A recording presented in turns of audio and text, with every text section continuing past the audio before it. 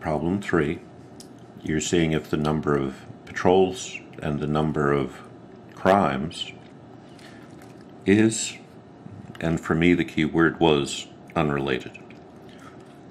Alpha is 0.05, and notice that I did ask for a plain English statement. So I need to do a hypothesis test. Let's see. Null hypothesis, alternative hypothesis. Alpha is 0.05. My null hypothesis, if they are unrelated, rho equals 0, rho not equal to 0. I'm just checking to see whether there is a relation. No direction was specified. On the calculator, stat edit, I put mine into list 3 and into list 4 already. Stat test linreg t-test. I have to switch to list 3 and list 4. Direction, which one I put in first, doesn't matter for hypothesis testing. Inequality does. I need to match the alternative hypothesis. I have to make that not equal to. And leave frequency alone. Some of this will be interesting. In this case, this is going to be the value that I have.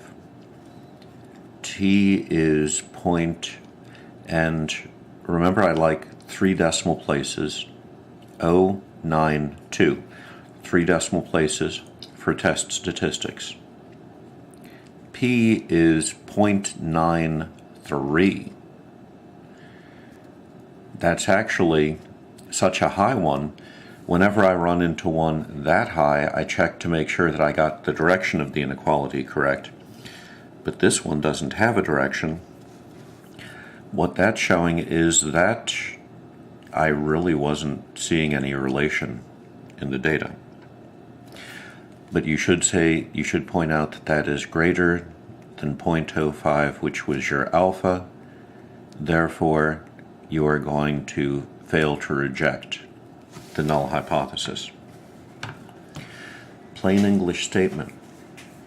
Now, I didn't get a result where I rejected, so I need to write a sentence showing that I didn't get a result.